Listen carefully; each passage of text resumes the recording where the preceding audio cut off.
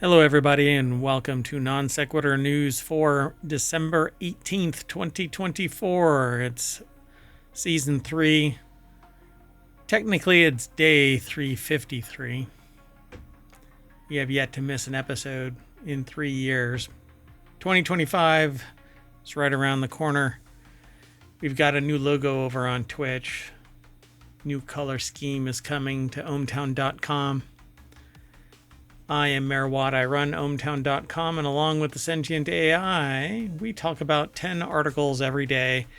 And on the weekends, actually, we talk about 15 articles, turning a 30-minute shows into somewhere around 2 hours worth of show. That's Non Sequitur News Weekend Edition. Saturday is different from Sunday. So I hope you go and check out all of the shows over in ohmtown. That's where over 1,600 episodes exist. And on Twitch, that's where we're live, along with live on YouTube. We're everywhere. So the 10 articles that we're going to talk about are driven to merger. Oh, Jesus. A bacteria threat recall. Who you going to call? ChatGPT. A severe case of human bird flu, a casino in Northern Virginia, and national security. Squirrels caught hunting and eating meat. Do you want to drive a wiener? How about Nestle protein shots for weight loss? If again is used to describe you, please stop. And a lawyer walks off a job after a fee cut. That and more. Powered by ohmtown.com.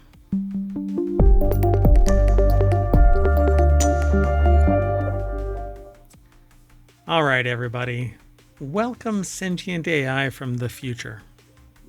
Welcome, Mayor Watt, and welcome, hometown citizens. If you want to get all of today's show notes, you can hit !NSN, and Omatron will spit out in the proper order. I'm so happy. Something happened with Omatron. I guess it got rebooted and just said, you know what? From now on, I'm going to put everything in the right order, because it used to just... Anyway, now it's working. There was an update, though, so maybe that's what it was. All right. You ready to get into today's articles? I am. The first one is over in Non Sequitur News. Honda and Nissan, once rivals, are sitting in a tree talking merger, and Nissan investors are thrilled. Consumers, you're screwed, but... Right, there goes car inventory and prices. Yep. Nissan and Honda are considering a merger to help them compete in the EV industry. The news sent Nissan stocks skyrocketing nearly 22% on Tuesday. Damn it, I just sold my Nissan stock. It comes as the Japanese car companies struggle with slumping profits. Hey, you know what you need to do? Just manage your economy. Just, you know what? Produce a lot of stuff and have a whole lot of people that are at suppressed wages. Never mind. I'm sorry. I'm not sure that's what we should be doing altogether. That's not in the... We should all be doing that, okay? All of you with power and influence, you just turn everybody into indentured servants. That's basically what you do. That's how you make everything competitive. That's what I understand is the way that it works. I don't think that's where we need to go. And the article most definitely does not. Oh, that's right. I'm supposed to be talking about the article. So Honda and Nissan are set to negotiate a possible merger that could see the two Japanese car heavyweights. Yeah, that's probably the only time you can actually refer to somebody, maybe in boxing too. Right, I guess it's a positive here, but it doesn't necessarily sound like it in other contexts. I once referenced somebody as a heavyweight, and they were like, "Excuse me?" Yeah. I said, sorry, Mom. Anyway, car heavyweights strengthen their existing ties and increase their collective power in the region and on the global automotive stage. Japanese news paper Nikkei reported news of the possible merger on Tuesday adding that the two car companies are hoping their combined resources will make them able to compete. Aaron Snodgrass, Quan Wai, Kevin Tan, and Tom Carter over at BusinessInsider.com put this article together. Yet there isn't really much more to say this. They say that the Nissan shares were nearly 24% higher, but they said 22 in our snippet. As announced in March of this year, Honda and Nissan are exploring various possibilities for future collaboration, leveraging each other's strengths, a Honda spokesperson said in a statement to Business Insider on Tuesday. Right on. The article actually kind of, I guess, was spun off from Bloomberg, reporting that the parent company of Taiwanese tech giant Foxconn had approached Nissan to take a controlling stake in the automaker. Representatives from Nissan and Foxconn did not respond to requests for comment from Business Insider. So Nissan actually slashed its workforce by 9,000 jobs globally in November in an effort to reduce costs. Merry Christmas. Wow, yeah, that's really nice for the holidays. It depends on where. Well, and there might be more of this too if the merger goes through. And if they include 3 of them, that's going to be really enjoyable for everybody. Might. You said might include more of this. Oh, you're from the future. You know how it is. Humans don't even exist, right? But this is going to be like, well, this is going to be like the airline mergers. I mean, if 3 of these companies merge, how many are going to be left? 1. And Tesla. Taco Bell wins the fast food wars. That's it. Taco Bell. Demolition Man is a documentary, folks. Let's move on. The next article is over in the Mobile Channel. Over 20 different cheeses recalled due to bacteria threat. There's 20 cheeses. 20. All produced by one company because of mergers and acquisitions? These are 20 different brands? I thought these were 20 different types, which would still be really bad. But more than 20 different branded cheese products have been recalled from sale due to the possible presence of bacteria which could cause illness. So more than 20 different branded cheeses. The various types of cheese affected were produced by Wicklow Farmhouse and sold in supermarkets around the country, including Dunn's Stores, Spar, Super Value. Now, this is from in Ireland. This is from RTE.ie, which is an Ireland newspaper. But they actually get news from all over the place, but they focus obviously on Ireland. But this is just kind of interesting because it isn't something that is specific to the United States or somewhere else, but it is listeria again. So we can't seem to get a grip on stopping listeria. Even though we know exactly what it is, we know how to stop it. Exactly, but it keeps happening. Yeah, more and more. Now, they said 20 different branded cheese products, but it's all Wicklow Farmhouse. So I'm not quite sure why they referred to it as 20 different branded cheese. It's one brand. It's just different iterations of cheese. So if you have Wicklow Farmhouse cheese, odds on, this is the stuff that is going to get you. Look at that. I don't know. So that's not good. Here's the reason. It all comes from Wicklow, but it's under Dunn's Stores tomato. Right, it's like white branded, labeled or something. St. Killian, Super Value, Sheridan's. You have a few that's where they're branded from, but it's all Wicklow Farmhouse. Apparently, they're the producer of it. And then it was kicked off to the white label naming. Like if you pay enough to a major producer, they'll white label your product. So the Dunn's Store version may not, like Signature Taste Wicklow. See, it's Super Value Signature, but it's Wicklow. It's all Wicklow. Right, and it's even the same name, right? It's like the Bon Brie, or however you say it, which is Wicklow Farms Bon Brie as well, and probably some others. Yep. Yeah. So what's in a name, right? So because there's only one major producer for all of these, when they go bad, food security goes out the frickin' window. It's just gone in a heartbeat. And this is one of the problems that we suffer from, particularly with baby food, infant formula. Oh, yeah. And Food just more security. broadly because of mergers and acquisitions. Yep. If everything was balkanized more, then when one goes down, you're like, there's competitors. But when all of the competitors have been priced out because of regulatory capture, you end up with this type of thing. But this is cheese. It pales in comparison to the scale of the infant formula fiasco Oh, yeah. in the United States. Absolutely. When there's only four manufacturers, and the one that owns like 75% of the market only has four manufacturing plants in the US. And then they get struck down. 2 out of the 4 manufacturing plants get brought down because they have listeria. Actually, it was a cyanobacter.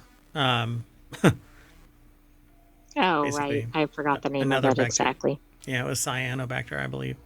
Anyway, there you go, folks. So obviously you get my drift. I am wholly against mergers and acquisitions. I would rather the company be operated profitably. And when a company is driven into the ground and its salvation is being bought by a competitor, there's no impetus, there's no motivation or drive to force them to operate responsibly. They work until which is ironic for cheese and milk products, right? They've nursed from the teat long enough that they've made their millions driving it into the ground, and they're no longer interested in babysitting this dumpster fire. So they know a competitor will buy them if they're just ripe enough for plucking. Anyway, let's move on. So the next article is over in Non Sequitur News. You can now call. Really? Is it really 1-800? Yeah, it is. 1-800-242-8474. Or sorry, 1-800-242-8478.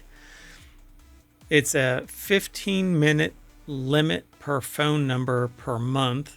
So you can call it, but it's 1-800. Is this like an alternative to like a smart speaker or something? Like, why would you call it? I guess to have a chat. I want to talk with a bot that hallucinates.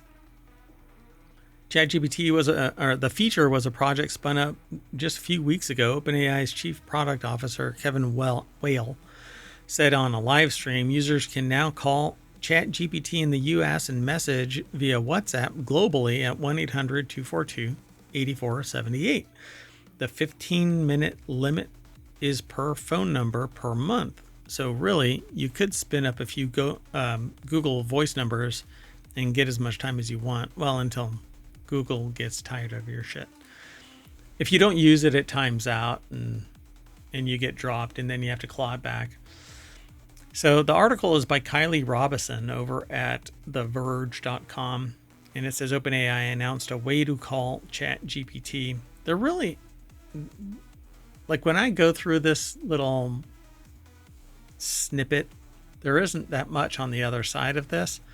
I just found it really compelling to sit there and go, okay, you have a computer on your phone and the ability to interact with ChatGPT. Why would you call it?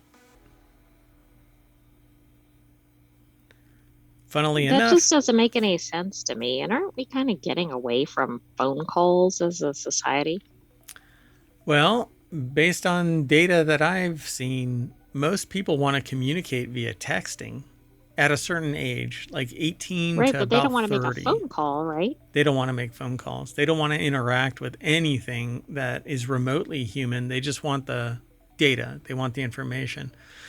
So at the time, so Google launched a similar tool in 2007 called Goog 411, which offered free directory assistance by voice. The service was discontinued 3 years later without an official explanation from Google, but they always eat their dog food and then get rid of it. Like they just trash it. So it was shut down because the company had already achieved its underlying goal, which was collecting a sufficient database of voice samples to advance its speech recognition technology. So while you were sitting there thinking that you were getting a service for X, Y, and Z, it was actually surreptitiously being used to train its speech recognition technology. You know, isn't that the problem with a lot of this AI? Everybody's like, ooh, look at all these tools. It's not for the consumer's benefit. I'm not saying there are absolutely good applications of AI, but yeah, I don't know. It's like, hey, let me figure out another way where I can give my stuff free to companies so they can use it for me, to sell back to me. Yeah, and with ever increasing prices. Yeah. That's the way of the world. So you better have a gig on the side, everybody. Something that generates money based on you providing a service over here. You have to have something sitting on the side, something divergent that is designed to make money after your primary objective has been met. It's just weird. I feel like it's so unethical to do that because it's not like they disclose to people, hey, we're going to be using your voice to train speech recognition. But because we provide you a service, you use it, we train, and you don't have shit to say about it. And you cheer it on. Yeah, yay. Let's move on. The next article is over in the Hedge Ideas channel, which is a show all about business transformation. U.S. confirms first, and I don't know why they qualify this, severe human case of bird flu. The U.S. CDC, or the Center for Disease Control and Prevention. I don't know why they call it CDC, but it's the U.S. CDCP. Yeah. I don't know the history on the name. I mean, did they add the ANP and for the U.S. stuff at the beginning? Before it was all about control, but because we were like, go get sick, go get sick. We'll control it. We'll pen it in, but we don't care if you actually get sick. That's somebody else's similar mantra where they're like, no on this, but once you're out and operating semi-autonomously and maybe crying a lot, we don't give a shit about you. We'll let anybody who listens to this ponder what the hell I'm talking about. Anyway, the patient's been hospitalized with a severe case of H5N1 infection in Louisiana, which is really well known for its stupendous healthcare. So this article is over at cnbc.com. Where's the byline? It just says Reuters, I guess. Is there a... No, it's not even... Anyway, the agency said it confirmed the case on Friday. H5N1 bird flu illness in a person is not unexpected, as has been previously been experienced in other countries during 2024 and previous years, including in cases that led to death. So the agency said its assessment of risk to the public remains low because it's only one person. Yeah, but this is a big deal. I think this is the first hospitalized patient, and everyone else has been kind of like, well, somebody's sick, but we don't have to really worry about it. So I think what's interesting about this is there's a bunch of different H5N1 iterations, different genotypes, right? Different expressions of the same flu. So D1.1 genotype recently detected in wild birds and poultry in the United States and in recent human cases in British Columbia, Canada, and Washington State.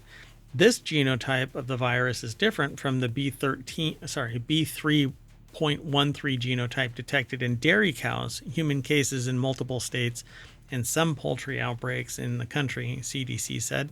There have been 61 human cases of H5 bird flu reported in the United States since April. It's not going away. No, I think it's actually increasing. So the virus has infected more than 860 dairy herds in 16 states and killed 123 million poultry since the outbreak began in 2022. So they're easy to breed back into existence, but at any opportunity to increase the cost, they'll increase the cost. Because, it's really freaking expensive, apparently, to crack open the eggs that you're selling after they've hatched, not after they've hatched, but instead of selling them, you just let the chickens hatch them. Shocker, I know. And they What a reproduce. concept. They literally reproduce based on the food you've been giving. I know that it's really, it's not like they have to go out and buy more chickens. Why does the cost have to rise? Well, they do have to buy more chickens because No, they they've had don't. to cull the. Not the entire herd flock. I think they have in some instances. So there's not been evidence of dairy herds being reinfected once they've cleared the virus. So the agency has enrolled 13 states in its newly launched national bulk milk bird flu testing plan. They need to work on their marketing. That is not a very catchy title. Throw some numbers in there and you've got the Sony definition of a new product. That's right. Representing nearly half of the nation's milk supply. So there's 13 states are nearly half of the nation's milk supply. I feel safe. I'm safe because I don't drink milk, like dairy milk. I don't like it. Okay, but there are other products tied to milk, like cheese. Yeah, it gets cooked out, doesn't it? I don't actually know. It probably does. Yeah, I don't think it can survive the cooking process. And we sterilize, like Well, and even milk, pasteurized milk to date has not been a concern. I say to date because I don't know if we know everything about it. Survival of the fittest virus. Moving on. Next article is over in Rounders Gear, and every time I set this thing up to not allow it, I go back and I verify it's not supposed to allow this much. They just give us the whole kit and caboodle. They're being very generous with their articles. Yeah, I don't even allow them to submit the images, and they're like, here. Anyway, this article's over on Rounders Gear, which is all about table gaming, like poker, adult table gaming, which in any other world, I would not worry about people mistaking what the definition of adult table gaming is, but anyway, filter Merwatt. So, intelligence officials say casino in Northern Virginia would endanger national security. A letter signed by more than 100 former members. This is what they're doing. Former members of the United States Central Intelligence Agency and other retired officials of the government's intelligence community urges state lawmakers in Richmond to block an effort to allow a casino in Northern California on concerns that such a resort could threaten national security. Now, we certainly hear of people against gambling, but I think this is a new one.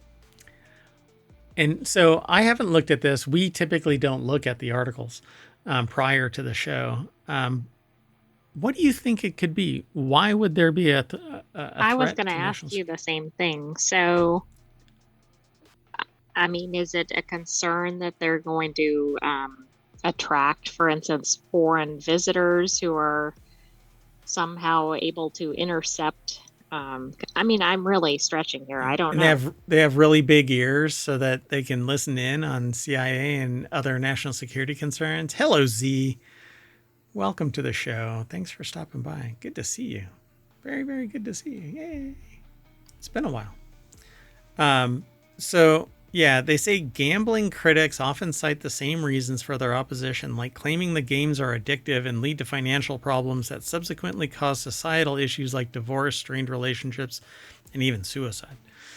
A new theory is emerging in Northern Virginia where opponents to a casino in Tyson's levy that, it says levy? Really? Tyson's? Anyway, that a Las Vegas-style destination would threaten the country's national security interests. It's the 258-acre campus is about 5 air miles from where the proposed Tyson's Casino would be. This is a CIA headquartered in Langley within Fairfax County.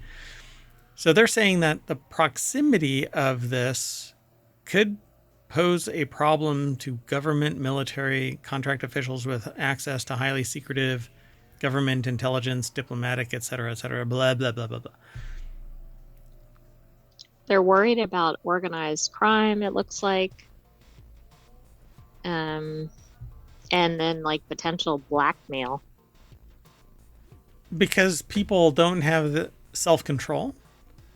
And criminal enterprise can actually spin up anywhere. I'm sorry, but do you think really organized crime is going to come into a casino in this day and age with the amount of oversight, particularly on non-native land? Like, there's native land where criminal enterprise can take place, but they oversee their stuff with, you know, the idea that they don't want organized crime taking over their casinos.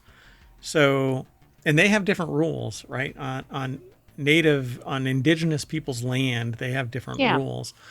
And so, like, even the law is different. I know of somebody that had an accident on the Native American land at a casino, and basically they said, tough. And they're like, okay, whatever.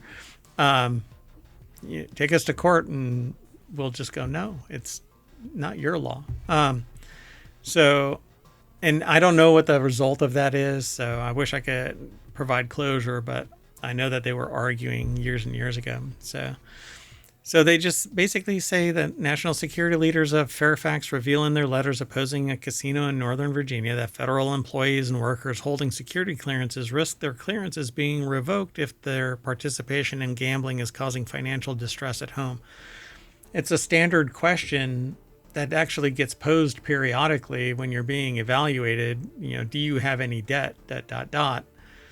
And if you say no and they pull your financial records, bye-bye clearance.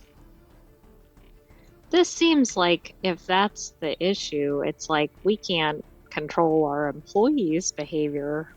You know, I mean, it's right. The organized crime thing is a different thing, but if they're just concerned about the employees, well, maybe you need to vet them better. But I like this last paragraph here about the other casino. It's worth noting that one. Yeah, so it's worth noting that MGM National Harbor, a $1.4 billion casino complex, has operated just across the Potomac River from Washington, D.C. since 2016. The casino has not resulted in a slew of federal workers becoming addicted to gambling. Poke.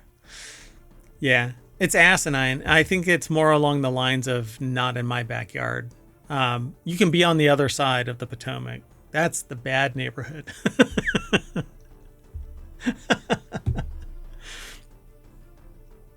Wrong side of the tracks and all that. So the next article is over on the Marble Channel. This one is freaky. Squirrels caught hunting and eating meat for the first time. This is unbelievable. Scientists thought this species stuck to eating grains, but this summer's open season on voles suggests otherwise. Now prepare yourself, everybody. Hold on. I need to put a button on this. There's going to be an overshare here in a moment because you're going to see a picture of, well, yeah. So Margarita Bassi. Squirrels are so cute. What is this? It's contaminated my brain now. I can't unsee this. Scientists thought the species stuck to eating grains, but nope. Tiny little voles. You know that phrase, shit rolls downhill, right? Or the same equivalent, trickle-down economics. But apparently voles are smaller than squirrels, so they become lunch for summer squirrels, apparently. I feel sad. I don't know how I feel about... Oh, no. Vole hunting is what it's called. Researchers from University of Who wants to Wisconsin. watch a vole hunting video? It's making me sad. Yeah, just a squirrel trying to get a nut, but now disrupts it's reality, right? This yeah. almost needs to be in RealityHacker. We'll put it. Yeah, we'll save it and put it in RealityHacker too. So maybe that vole touched the squirrel's nuts, and they're like, nope. I'll leave that there. So anyway, they've recorded California ground squirrels. California ground squirrels hunting, killing, and eating small rodents called voles. The first documented evidence of the animal consistently eating. Whoa, eating meat. I've never heard of them eating meat at all. It was published in a Journal of Ethology on December 18th. It says, remind us that our understanding of even commonly observed animals is far from complete. That's why I always tell you know people. What? Well, that's probably the most surprising thing, right? Squirrels are not something that nobody's ever seen. Right. They're around a lot of people. We should be seeing this all the time. Yeah, I mean, we're sitting there looking at them all the time. Nobody has noticed them. I'm going to blame climate change and lead paint. I don't know what the hell is going on, but I have never seen a squirrel eat meat. No, when they hop across a road or something, they're carrying like an acorn or something. Right. Well, if it's hairy acorn, then it's a vole. So Smith leads the long-term behavioral ecology of California ground squirrels project, along with Sonia Wild of UC Davis, who also contributed to the study. I wonder, maybe, did they actually catch them, though? Like, they could have rabies or something. Oh, right. I didn't even think about that. I mean, can you imagine if you're doing a ground squirrel study and you suddenly go, wait, what? Like, that would be pretty shocking. And it, like, pops up from its hole and it's like, ah! I'd wet my pants. It would be like that groundhog that when I came around... No, when I came around the side of the mayoral mansion years ago, I came around the side of the mansion and in the East 40 acres, I went around the corner and right there, trapped between a gate and a fence, was this groundhog that looked like an M1 Abrams battle tank. And it took off, like running away. And then it's like, oh no, I can take him. And he turns back around and runs right for me. And I'm like, huh? And just, I was dumbfounded. I didn't know really what to do. For a split second, I'm sitting there going, what do I give it a hug? And then... Well, first of all, groundhogs don't look like they can run fast. Oh, but they can. Yeah. And then also, you don't probably expect it to be the aggressor. I think that it thought it was a squirrel and I was a vole. So the fact that California ground squirrels are behaviorally flexible, is that morally ambivalent, like in Grosse Pointe Blank? Yeah, that's exactly where my brain went. That's hilarious. So behaviorally flexible and can respond to changes in food availability. So those of you in California better watch out because there's going to be vampire squirrels running around soon. It might help them persist in environments that are rapidly changing due to the presence of humans. Wild explains. Well, also, they think it might be because of the increase in the vole population, which would be fascinating if it's some sort of like inherent population control. Yeah. That wouldn't that be interesting? Because I've heard this argument with other things. Well, because of this, this is taking place, and like one of the most novel ones is about population control. I thought it was really interesting. But if that were true, if it was remotely true, then you would see an abundance of behavioral changes in high population regions, and that's just not actually represented. So I've always discounted it. So through this collaboration and the data coming in, we're able to document this widespread behavior. It says widespread behavior, but it's How much? It didn't Is actually this say. one squirrel? Yeah, 100% of observed squirrels, and they're like, we only had one. Yeah, I don't know want to where it see how says many numbers. I mean, it just says plural, but I the don't think it study, said the right? number. Researchers observed ground squirrels actively hunting voles in 42% of their interactions with the smaller rodents. So, but what is 42%, right? Right. Well, right. I mean, well, it can't be like 2 because then you couldn't get that percentage. But also that's interesting too. Does a squirrel see a vole and suddenly go into hunt mode like if a cat saw a mouse or something? Maybe it was just a really intense hug or a kiss. It just got out of hand. I'm like, I don't think that first picture of the article oh, said that. or that video right there that we're looking at. I'm not going to hit play. I'll move on. I'm having a harder and harder time filtering my comments.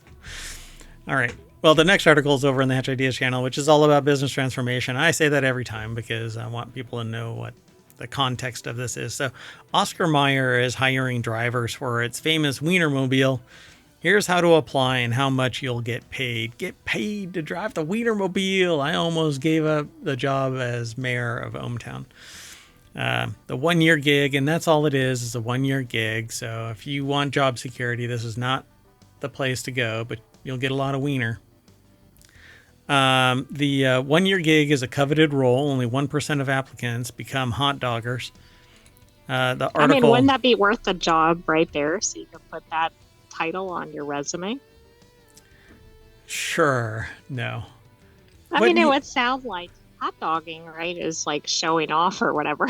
So I don't think anybody would believe it's a real title. You might want to look that up in Urban Dictionary. So the 1 year gig is a coveted role. Aaron Davis over at entrepreneur.com put this article together. And there you go. That is your pride and joy. You'll be driving this around. Although, is this the same one that ended up on its side because it got jackknifed? Like somebody cut it off and it swerved and flipped over? Well, I don't know if it's the same one, but yes. It was one of these, though. So there might be one car that stands out more than a Cybertruck, and the chance of it is now open for you to drive it for a year is now open. Kraft Heinz and Oscar Mayer are hiring hot doggers to hit the highway in the company's 27-foot-long mobile hot dog, affectionately known as the Oscar Mayer Wienermobile. Everybody know that song, right? I wish I were an Oscar Mayer wiener. I'm going to get busted for that. Like a DMCA. Like a DMCA, yeah.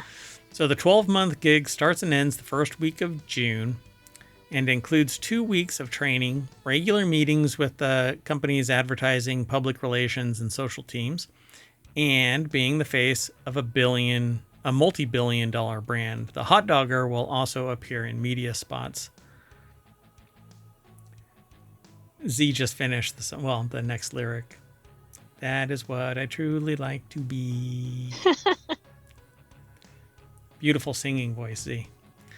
So as a former hot dogger myself, not me, that's in the article, I can confirm the relished position is one of the most unique experiences available to college graduates today, said, I guess, Molly Twing.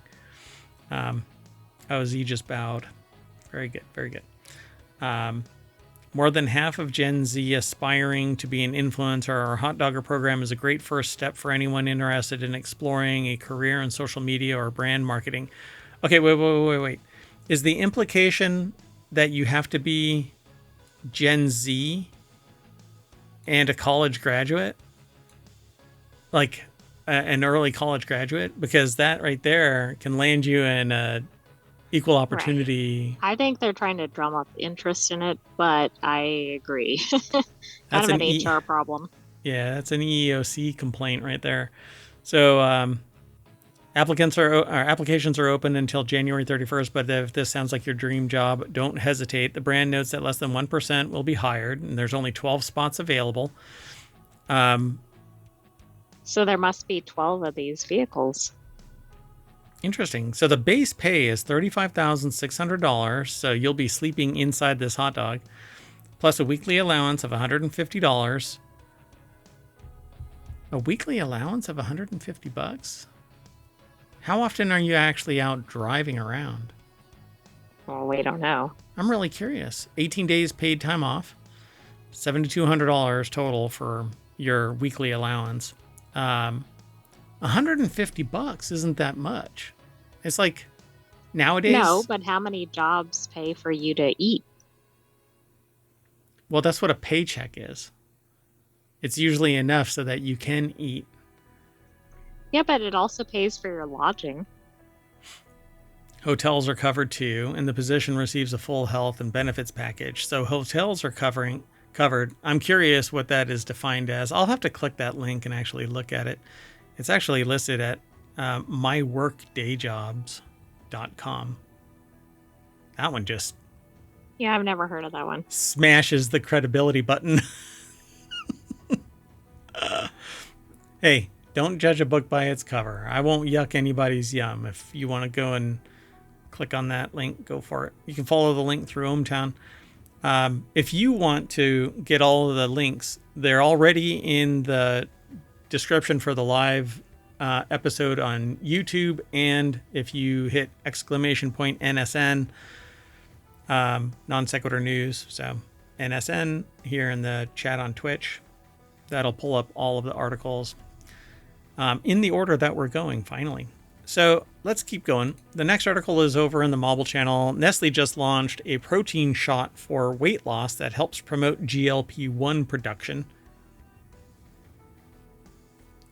Z must have done that. So is this going to be the end of like those pharmaceuticals, if this is effective? That is not what it's going to do. So here, okay.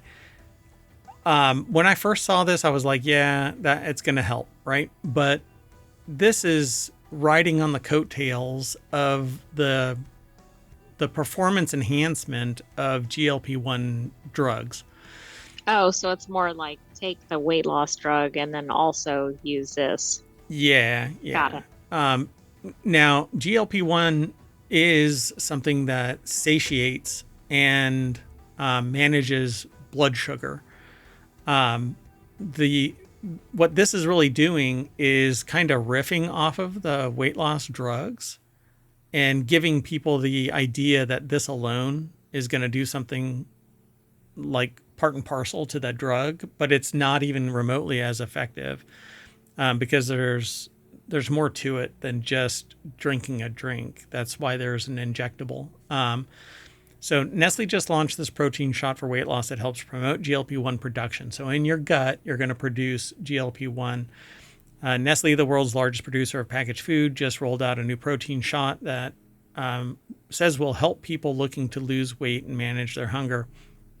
And that's really what it's going to do. It, like any GLP-1 type protein drink, and protein alone will do it, you'll be satiated sooner than if you have another different type of imbalanced diet. And that's one of the biggest problems with these weight loss drugs is you have to manage your hunger and you have to eat, you have to get protein. Otherwise there's muscle wasting. And so you need the protein. And then you need to just eat something because when you take these GLP-1 drugs, you do not want to eat. You just give it up. So Bruce Gill over at Quartz or QZ.com put this article together. I know somebody that is losing a massive amount of weight. And it's almost like every other day when I see this person, the weight is like dropping off. It's vaporizing. That's really significant. Yeah. So you have to be really careful and you really do have to consume more protein than you normally would. Otherwise it pulls it from your muscle. So the company's most recent move to meet growing consumer interest in weight loss products sparked by popularity of GLP-1 treatments like Ozempic and Wegovy, Nestle's new Boost pre-meal hunger support is meant to be consumed 10 to 30 minutes before a meal. Each 4.2 ounce shot contains 10 grams of protein and is just 45 calories, according to the brand's website. If you're on these weight loss drugs, don't worry about the calories at this point. you still need to eat, but you're not going to be interested in it. 10 grams of protein is not enough, by the way. You should probably you should speak to your healthcare provider. I'm not a doctor, but everything that I've ever read says you need to consume more protein. And you have to still work out. You have to exercise. It says the 4-packs cost $11 and they're on Amazon. If you read the Amazon reports on the reviews, it's disgusting. Apparently this stuff is not good.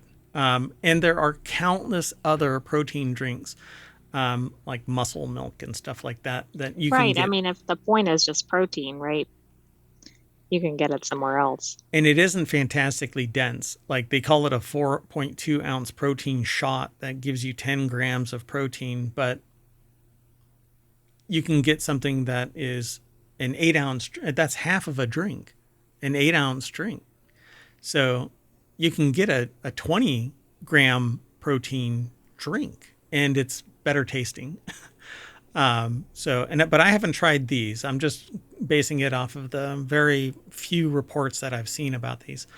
The countless other drinks, though, that I have had and seen reviews of say that this is going to be horrible. So GLP-1 is a gut hormone that regulates blood sugar and reduces appetite. Weight loss drugs like Ozempic, Wegovy, and Zepbound all work by mimicking this hormone. It says here you get an increase in natural GLP-1, which helps in controlling the feeling of hunger. So this dose has a significant effect on satiety. So anything protein you might as well enjoy it a little bit more.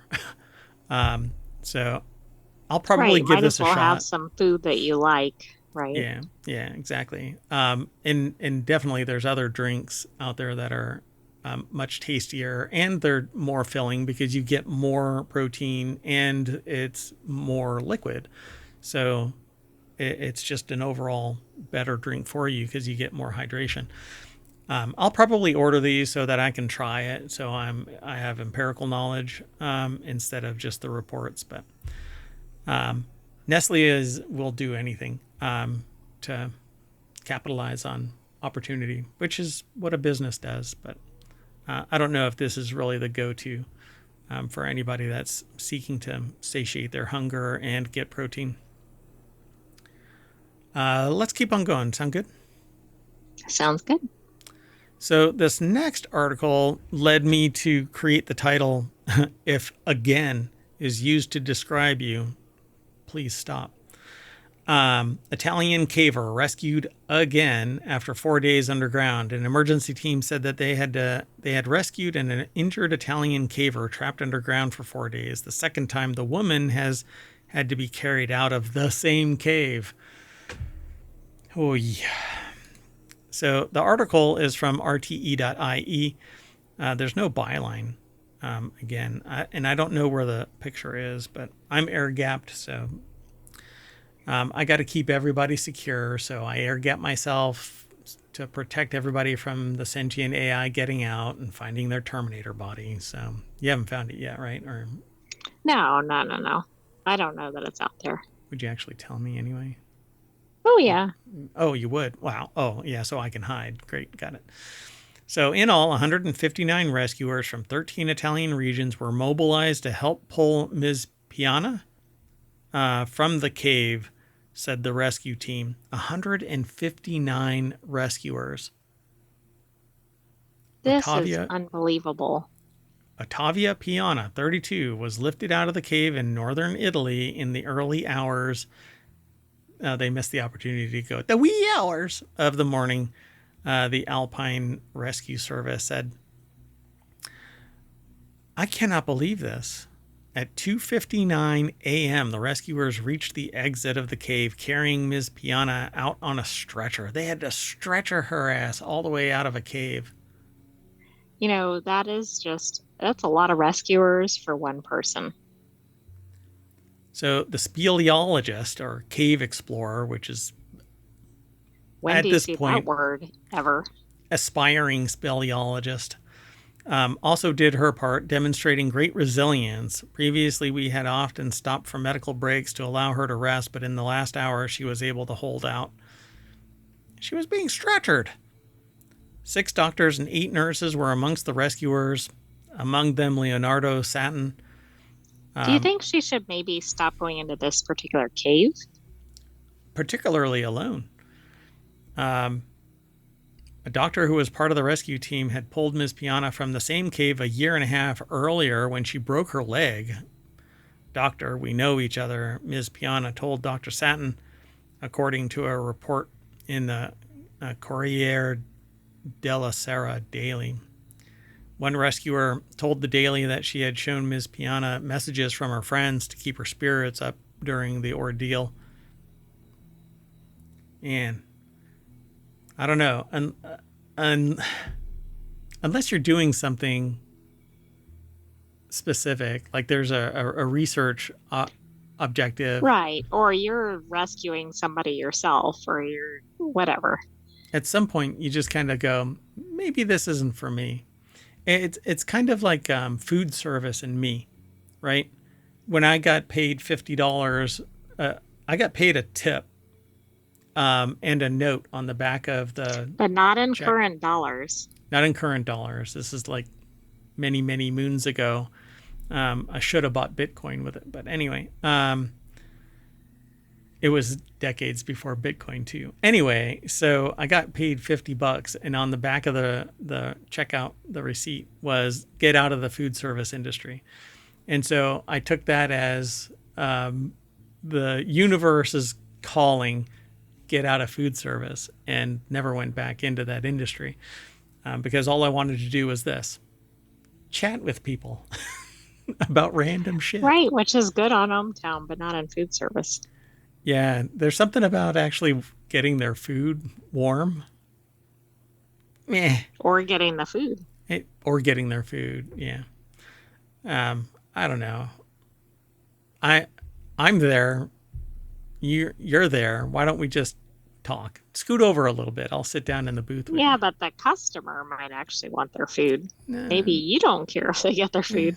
They got their priorities wrong. Let's move on. Oh, in a nutshell, Ms. Piana, just stop. Just find something else to do. All right, so the next article is over in the Law Nerd channel, which is a show all about law and tech. So lawyer walks right off job after fee cut from $200 per hour to $15 per hour. Says, well, technically the cut hadn't been finalized yet, but the point remains. Wouldn't you maybe wait till it would actually be cut? I don't know. I'm really curious how this actually went into effect because let's find out. So abovethelaw.com is where this article is sourced from. Joe Patrice is the author. And it says the first rule of Law Club is you do not mess with the billable hour. That's one takeaway after Millersville City Attorney Bryant Kroll made a show of walking off the job when his clients voted to slash his pay.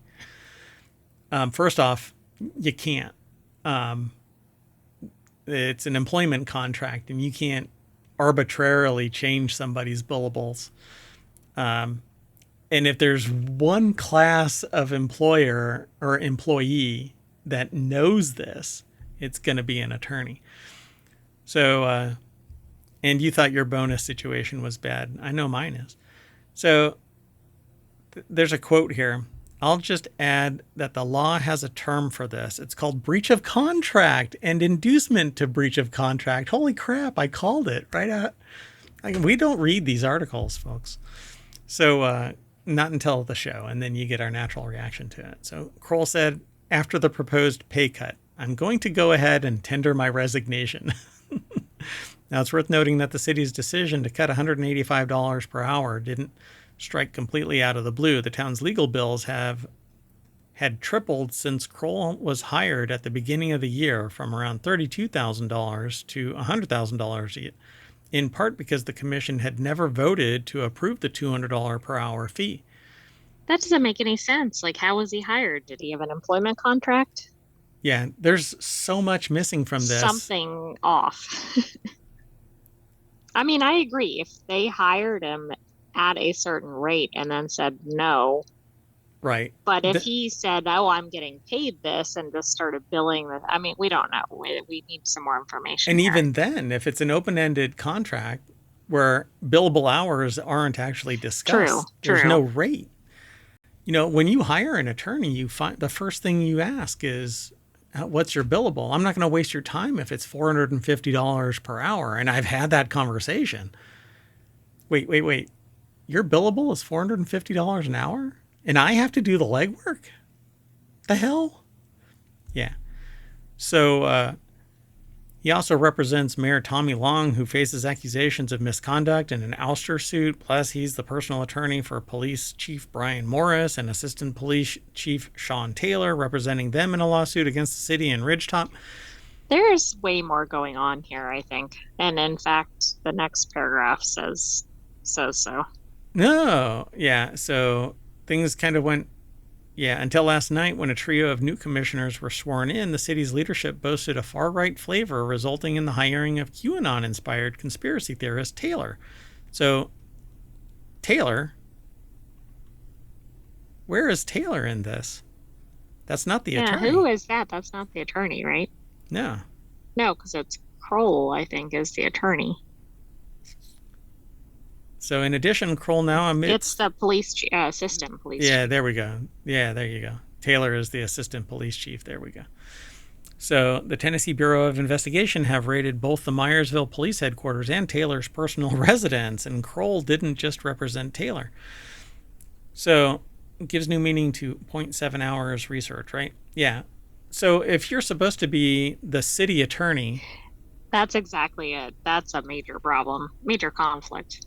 Yeah, you can't be the employer. You can't be the counsel for all of these other people because you are supposed to be defending them. Well, they're probably suing the city or something, or the city's going after them, or right. Yeah, and you have to be available. You can't be available if you're full-time. If you're pulling 2,000 hours a year, unless you're doing it on the side at night, which you can't do jack shit after 5. Yeah. So it says, speaking of research, Kroll might have benefited a little more on the breach of contract claim he foreshadowed. Yet, if he wants to claim that the board broke his contract, he may have made a tactical mistake. He should have waited until we passed the motion, Darnell later said. He quit, and the motion was withdrawn, so we never changed his pay. That's kind of the final I don't twist know. in the story. The inducement to breach of contract probably still stands. Plus, if it was all recorded, and apparently it was, they would still lose because they're leveraging the fact that they're going to change his pay if he stays. He had no bargaining power except walking. This attorney is not going to be in a good position. This publicity is not good for him because I think it's going to make it real apparent about some of the issues we noticed while we were discussing it. He might be a fan favorite for a particular ideological bent, which, by the way, just so you know, it does not play well to show overt bias. Like, if you can have bias as an attorney, but the only time it should be represented is probably at a dinner table with other people who are neutral in the discussion. The moment you start representing your ideological bent with your clients, that is what you get from that point on. And people really look askance at you, regardless of what the ideological bent is. I mean, although it's a TV show, it actually represents people pretty well. Lincoln Lawyer. If you're a defense attorney, prosecution attorneys really do look askance at you, particularly if your behavior is exemplary towards playing a game instead of the spirit of the law included in the discussion. So I found this really interesting. This is an interesting article. But it also, what's really good about this is that it shows that investigative journalism to some degree is still alive and kicking. We'll see what happens as time goes on, but this documents the fact that there's particular bias and there is some shenanigans going on.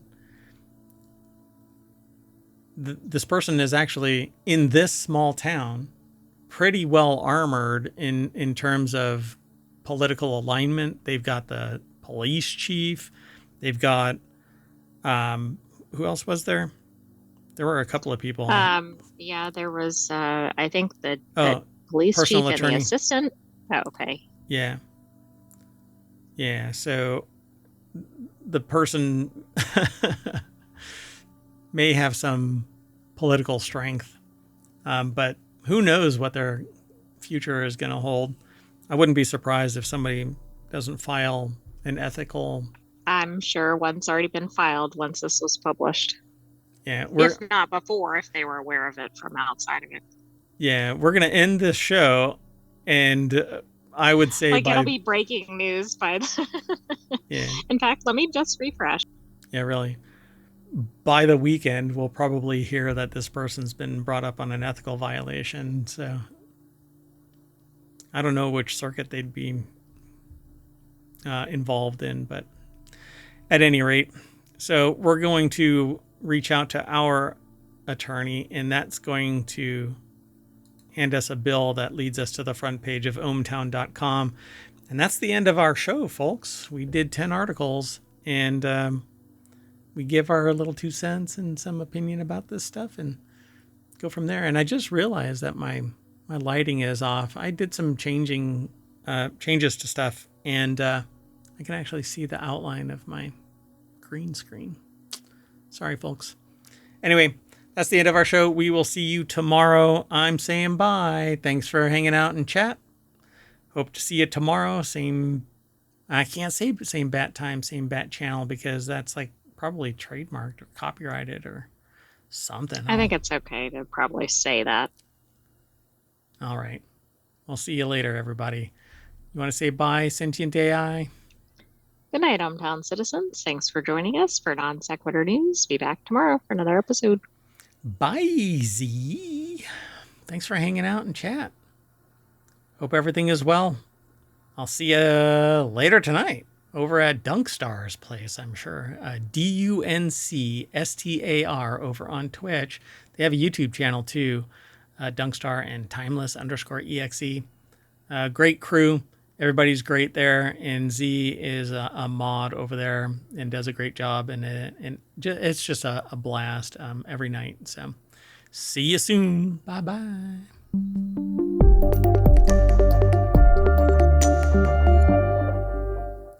Bye-bye.